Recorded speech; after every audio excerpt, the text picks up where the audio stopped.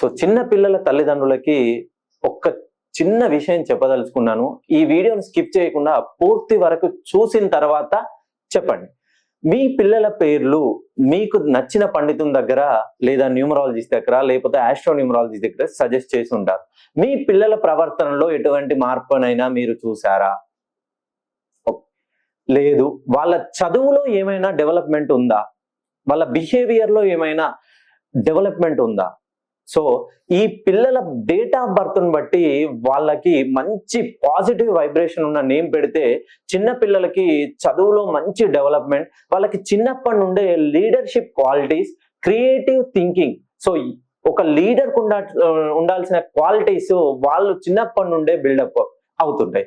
So నా దగ్గరికి recent గా 2022లో ఒక క్లయింట్ వచ్చారు.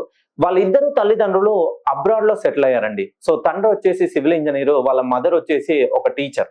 సో వాళ్ళిద్దరూ అబ్రాడ్ లో ఉండి వాళ్ళ పిల్లల్ని ఇండియాలో మన కల్చర్ కి, మన ట్రెడిషన్ లో నా పిల్లలు మేమే ఇక్కడ మా ఇండియాకి దూరంగా ఉన్నాం, నా పిల్లలు మాలాగా ఉద్యోగాలు చేయకుండా ఒక 100 మందికి ఉపాధి కల్పించాలనే ఆలోచనతో వాళ్ళు అహోరాత్రులు అక్కడ కష్టపడి ఇక్కడ పిల్లల్ని చదివిపిస్తున్నారు.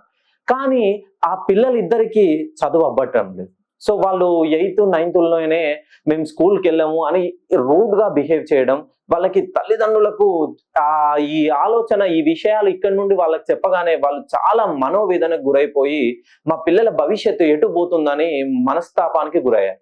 సో వాళ్ళ ఇంట్లో పని చేసే ఆవిడ వాళ్ళ సార్కి ఒక విషయం చెప్పింది. సార్ మీరు ఏమనుకోకుండా ఉంటే నేను ఒక విషయం చెప్తాను, మా పిల్లలకి ఒక సార్ దగ్గరికి వెళ్ళి నేమ్ కరెక్షన్ తీసుకున్నాము. సో మా అమ్మాయి పిల్లలకి ఇప్పుడు బాగుంది సార్, నా పిల్లలకి కూడా తీసుకున్నాను అని చెప్పి.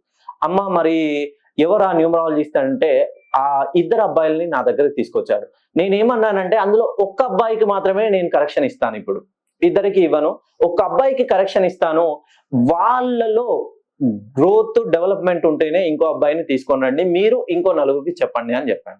ఆ అబ్బాయికి నేను కరెక్ట్ గా 8th క్లాస్ లో కరెక్షన్ ఇచ్చానండి. కరెక్షన్ అంటే వాళ్ళ పేరులో మొత్తం సర్టిఫికేట్ లో, ఆధార్ కార్డులో, పాస్పోర్ట్ లో చేంజ్ చేసుకునేవి, వాళ్ళ పేరులో ఉన్నటువంటి డెస్టినీ నెంబర్ ని, కాంపౌండ్ లెటర్, పిల్లర్ లెటర్ ని కొంచెం స్ట్రాంగ్ గా చేసి పాజిటివ్ ఉన్నటువంటి వైబ్రేషన్ ఉన్నటువంటి నేమ్ సజెస్ట్ చేశాను.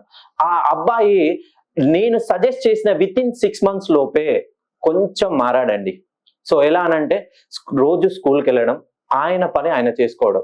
ఇప్పుడు ఆయన అంచెలంచెలుగా ఎదుగుతూ 10వ తరగతి పాస్ అయి ఇంటర్మీడియట్ స్టార్ట్ అయిన తర్వాత, కంప్లీట్ అయిన తర్వాత ఇంజనీరింగ్ లో మంచి ర్యాంక్ తో ఐఐటి మద్రాస్